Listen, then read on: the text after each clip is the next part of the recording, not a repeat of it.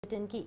देहरादून जू में अब वन जीव प्रेमियों के लिए बाघ के दर्शन सुलभ होंगे। चिड़ियाघर प्रशासन ने यहां मौजूदा बाघ बाड़े को आम जनता के लिए खोल दिया है। इसका उद्घाटन वन मंत्री सुबोध उनियाल ने किया।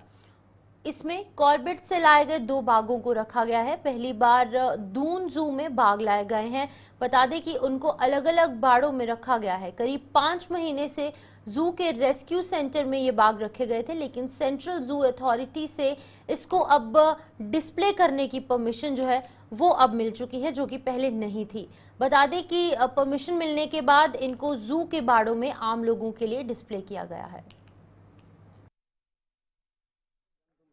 और अगर नवंबर मंथ की हम बात करते हैं तो इसमें जहाँ बारिश या बर्फ़बारी की अगर बात करें उत्तराखंड के लिए, तो ये सबसे ड्राई मंथ हमारा है।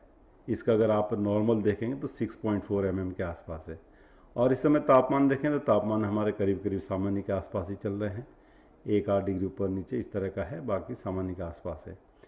हाँ, ये है कि बारिश नहीं होने से, चाहे वो पॉल्यूटेंट्स है या एरोसोल्स है, उसका वो कहीं ना कहीं बढ़ता है फिर हवा में। अगर बारिश नहीं होती, बारिश होने से ये सब चीज़ें सेटल होती है, तो वो ठीक हो सकता है कि थोड़ा पोल्यूशन लेवल हायर साइड पे होगा। लेकिन अदरवाइज देखें तो नॉर्मल है। इस समय जो विंड है पैटर्न या फिर जो है टेम्परेचर है, ये सब नॉर्मल के आसपास है।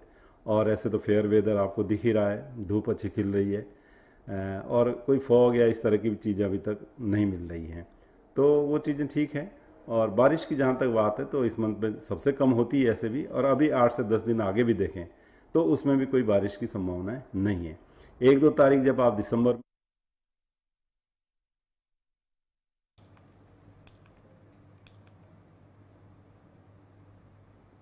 रानीपुर कोतवाली क्षेत्र की टिहरी विस्थापित कॉलोनी में दिल दहला देने वाली घटना सामने आई है। आपको बता दें कि एक व्यक्ति ने पहले अपनी पत्नी और सास की हत्या की, फिर खुद को आत्महत्या कर ली। इस डबल मर्डर और सुसाइड ने पूरे इलाके में हड़कंप मचा दिया। पुलिस कप्तान प्रमेंद्र डोभाल और एसएसपी क्राइम पंकज गौरेला मौके पर पहुंचे। पुलिस की टीमें घटना की वजह तलाशने में जुटी हुई हैं। आज रानीपुर थाना क्षेत्र में टिहरी विस्थापित कॉलोनी में एक बंद बड़े मकान में आज शाम के समय जो उनके किराएदारों द्वारा ये जब सूचना आई थी कि नीचे दरवाज़ा बंद करके उनको फायर की आवाज़ सुनाई दी है। तत्काल पुलिस मौके पर पहुंची और यहाँ पर जब दरवाज़ा तोड़ने के बाद पुलिस अंदर आई तो यहाँ पर 3 लोग मृत पाए गए थे, जिसमें जो एक मृतक है राजीव अरोड़ा, जिसकी उम्र करीब 60 साल है। उसके साथ ही उसकी वाइफ सुनीता अरोड़ा और उनकी जो सास है, ये तीनों लोग मृतक हैं। यहाँ पर जो प्रथम दृष्टि हमें ऐसा प्रतीत होता है कि गोली मारने के बाद और एक बेसबॉल बल्ले को यूज़ करने के बाद ये इन्होंने यहाँ पर आत्महत्या करी है। प्रथम दृष्टया जो है जो मृतक है राजीव अरोड़ा द्वारा ऐसा प्रतीत होता है कि उनके द्वारा पहले इनकी हत्या की गई, फिर खुद को गोली मारी गई है। आगे हालांकि जांच अभी चल रही है और पीएम रिपोर्ट के बाद ही चीज़ें क्लियर हो पाएंगी और उसी के अनुरूप आगे पुलिस कार्रवाई की जाएगी। सर, ये कहाँ से रहने वाले लोग हैं, क्योंकि यहाँ पर देखिए ये कल ही दिल्ली से यहाँ आए हैं। इसमें जो सुनीता अरोड़ा है यहीं वो काम भी करती हैं, अभी दिल्ली में ये लोग रहते हैं। राजीव अरोड़ा भी दिल्ली रहते हैं। अभी कल यहाँ पहुँचे हैं, आज सुबह ये घटनाक्रम दिन में हुआ है। उसके बाद अभी इनके परिजन आ रहे हैं, उनसे भी वार्ता के बाद ही चीज़ें और क्लियर हो पाएंगी। यहाँ पर फोरेंसिक टीम के द्वारा जो प्रथम दृष्टया साक्ष्य अभी उठाए गए हैं, प्रथम जो साक्ष्य अभी देखे गए हैं, उसके आधार पर जो मृतक राजीव अरोड़ा द्वारा अपने वाइफ को और अपनी सास की हत्या करने के बाद खुद को आत्महत्या करना प्रतीत हो रहा है। लेकिन इसके बाद भी अभी इसकी जांच हम लोग कर रहे हैं और जो इसके और फैक्ट फाइंडिंग क्या है उसको हम लोग विचार करते हुए आगे विवेचना को जारी रखेंगे। आप अभी मत करो, तो था मना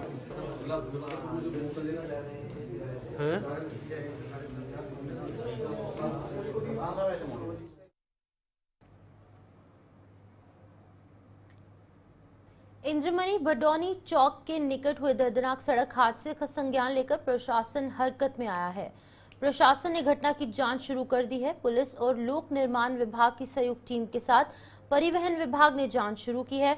जांच में देहरादून से आए आरटीओ देहरादून शैलेश तिवारी ने पुलिस के साथ घटनास्थल का जो है वो निरीक्षण किया, मुआयना किया और मौके पर रोड की चौड़ाई को नापा गया और घटनास्थल पर मौजूद कुछ लोगों से बातचीत भी की गई कि आखिरकार घटना क्यों हुई, किस वजह से हुई और किस संबंध में हुई है। इन तमाम चीजों को लेकर पुलिस द्वारा इस पूरे मामले को पंजीकृत कर आगे की कार्रवाई की जा रही है।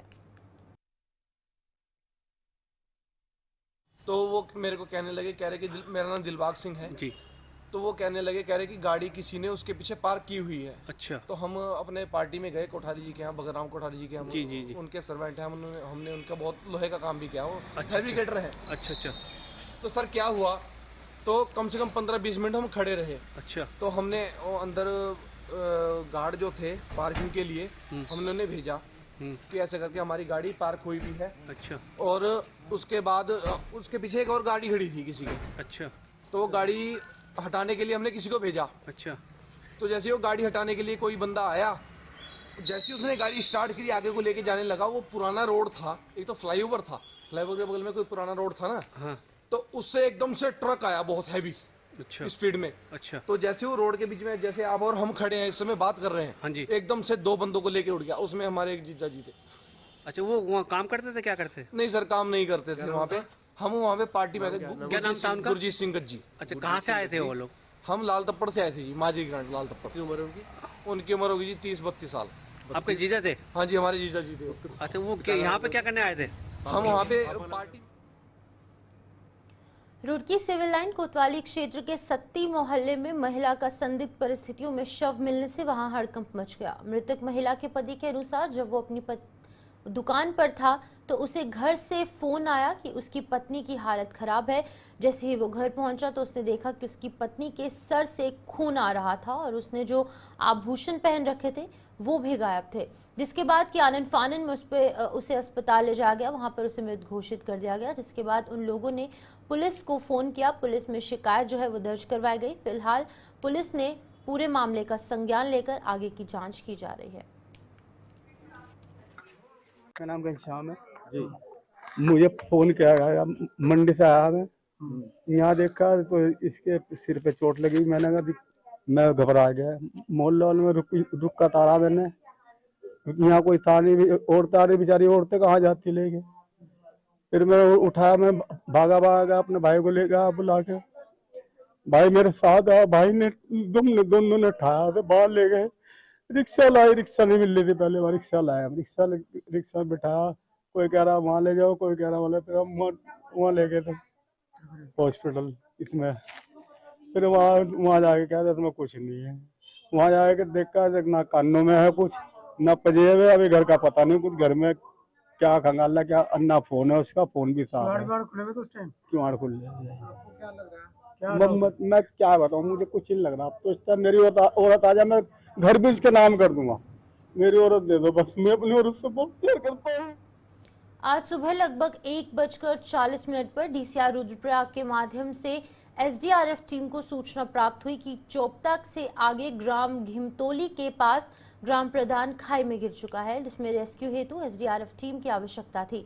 उक्त सूचना पर पोस्ट रतूड़ा से एसडीआरएफ टीम निरीक्षक करण सिंह के नेतृत्व में वहां पर पहुंची और रेस्क्यू उपकरणों से तत्काल घटनास्थल के लिए रवाना हुई। उक्त व्यक्ति 25 नवंबर की शाम को चोपता घिमतोली के पास अनियंत्रित होकर मुख्य सड़क से लगभग 150 मीटर गहरी खाई में जा गिरा।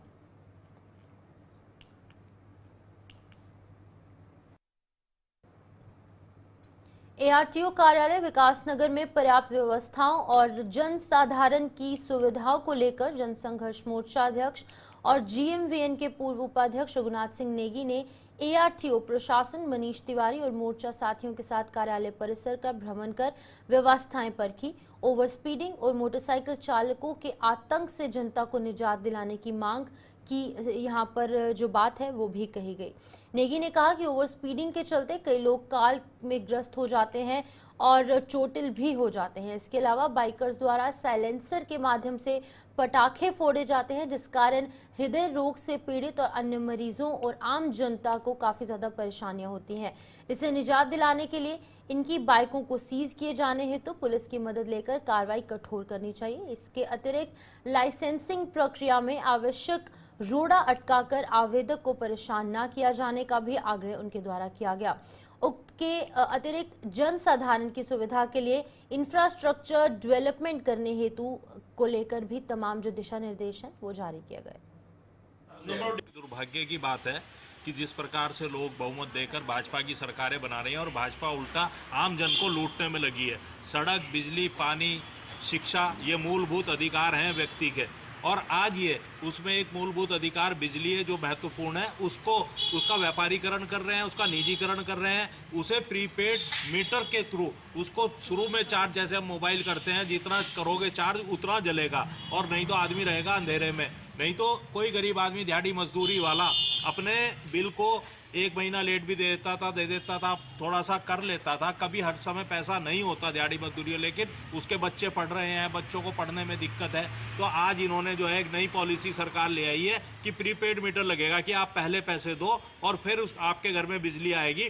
तो कांग्रेस पार्टी के सभी कार्यकर्ता उसका पुरजोर विरोध करते हैं और आम जन से अपील करते हैं कि जागने की जरूरत है, क्योंकि वो दिन दूर नहीं जब भारतीय जनता पार्टी पानी के मीटर पे भी प्रीपेड लाकर आपको पानी पीने के लिए भी पहले पैसा देना पड़ेगा इस हिंदुस्तान के अंदर। अभी भी समय है, जाग जाओ, और जागना बहुत जरूरी है। और कांग्रेस पार्टी अपना काम लगातार आम जन के हित में करती रहेगी, और हम प्रीपेड मीटर का विरोध हर स्तर पर करेंगे, चाहे हमें जेल जाना पड़े, चाहे लाठी डंडे खाने पड़े। कांग्रेस पार्टी के लोग जो हम यहाँ पे विद्युत विभाग में आए हैं, हमारा विरोध इस बात को लेकर के है कि क्षेत्र में जो प्रीपेड मीटर लगने वाले हैं उनके विरोध में हमारा प्रदर्शन था, और उसके विरोध में हम विभाग को ये बताना चाह रहे थे कि जो प्रीपेड मीटर लग रहे हैं वो अभी इस समय वर्तमान जो कंडीशन है उसके लिए बिल्कुल भी उचित नहीं है, क्योंकि प्रीपेड जिसका नाम ही है प्रीपेड, आप पहले पेड करेंगे और उसके बाद वो मीटर आपका चलेगा, और जिस दिन आपका वो रिचार्ज खत्म हो जाएगा आपकी लाइट खत्म हो जाएगी।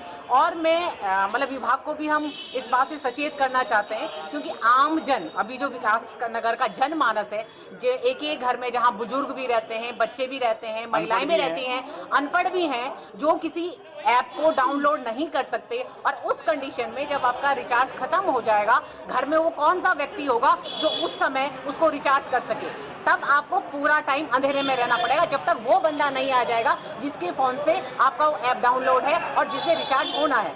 तो कहने का मतलब ये है कि अगर आप कोई तकनीकी सुविधा क्षेत्र को दे रहे हैं तो उससे पहले उस तकनीकी सुविधा के लिए लोगों को तैयार तो कीजिए।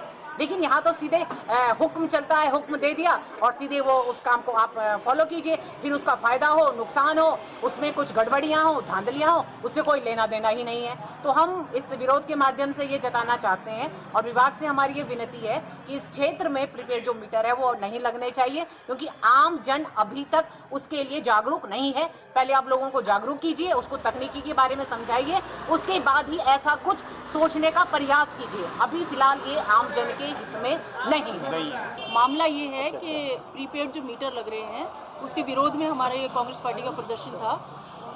सबसे बड़ी बात यह है कि सरकार धरातल पर कुछ तैयारी करती नहीं है और हर चीज़ को थोपा जाता है आम जन के ऊपर।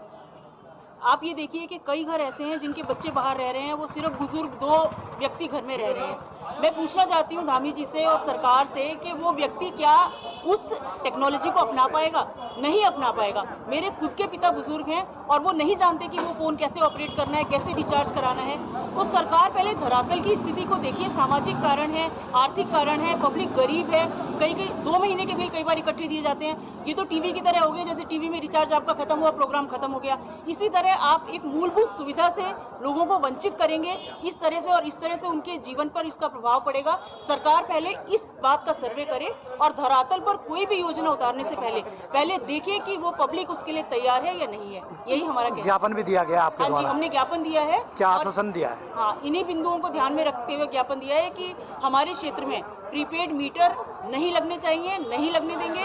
इसलिए नहीं लगने देंगे कि हमारा समाज, हमारा जो सराउंडिंग्स हैं, हमारे जो आसपास के लोग हैं, वो इस बात के लिए अभी तैयार नहीं है। ना वो टेक्नोलॉजी से वाकिफ़ हैं और ना उनके पास इतना पैसा है, ना वो आर्थिक रूप से इतने मजबूत हैं कि वो पहले प्रीपेड करें और उसके बाद उस सुविधा का उपयोग करें। वक्त एक छोटे से ब्रेक का है, जल्द वापस लौटेंगे, आप बने रहिए हमारे साथ।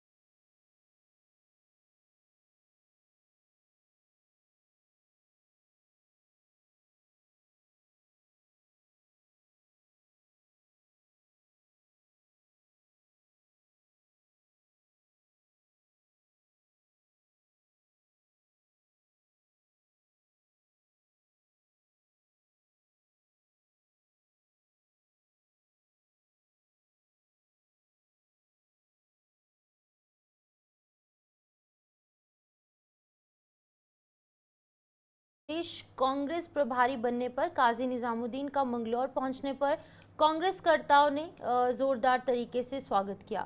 पार्टी कार्यकर्ताओं ने मिठाई खिलाकर खुशी का इजहार किया। कांग्रेस विधायक काजी निजामुद्दीन ने आभार व्यक्त करते हुए कहा कि पार्टी ने जो जिम्मेदारी उन्हें सौंपी है उसे पूरी निष्ठा के साथ उसका निर्वहन करेंगे। उन्होंने आला कमान का भी आभार व्यक्त किया। बता दें कि निजामुद्दीन ने कहा कि दिल्ली की मूलभूत सुविधाओं के लिए कांग्रेस पार्टी लगातार संघर्ष कर रही है और आगे भी पार्टी के कार्यकर्ता मजबूती के साथ काम करेंगे। मुझ में विश्वास जताया, मैं पार्टी का बहुत आभारी हूँ। उसमें सोनिया गांधी जी, हमारे पार्टी के राष्ट्रीय अध्यक्ष मल्लिकार्जुन जी और प्रियंका गांधी जी, सभी का सहयोग रहा। और मैं ये एक बड़ा मुश्किल वक्त है और एक बहुत चुनौतीपूर्ण काम है, तो इस चुनौतीपूर्ण काम के लिए हम सब लोग साथ मिलकर पूरी प्रदेश की कांग्रेस और पूरी और कांग्रेस को जितना हम से बन पड़ेगा उतना मजबूत करने की हम कोशिश करेंगे। शीला दीक्षित के बाद कांग्रेस किस तरीके की तैयारी? अब शीला जी को लोग अब याद करते हैं, जो आज प्रदूषण का माहौल है, पूरी दिल्ली सांस लेने में परेशान हो रही है, दम घुट रहा है लोगों का, बीमारियां फैल रही हैं, फेफड़े और सांस की बीमारियां लोगों को हो रही हैं। तो एक समय पहले भी ऐसा आया था जिस वक्त दिल्ली में सांस लेना दूभर हो गया था, लेकिन शीला दीक्षित जी ने फोरसाइटेडनेस दिखाई और उनकी योजनाएं दिल्ली में लागू हुई और दिल्ली अब तक ठीक रहा। लेकिन शीला जी के चुनाव हारने के बाद, उनके दुनिया से जाने के बाद जो अब सरकार वहाँ काम कर रही है, चाहे केंद्र सरकार हो चाहे राज्य सरकार हो, वो दिल्ली की नदियां हो, यमुना हो या दिल्ली के नाले हों, उनमें पूरी तरह प्रदूषण है। और हवा प्रदूषण ऐसा है जो दिल्ली का आज की तारीख में स्थिति ऐसी है कि लोग दिल्ली छोड़ने पर विचार करने लगे। तो शीला जी को तो लोग याद कर रहे हैं और हम कांग्रेस को फिर मजबूत करेंगे।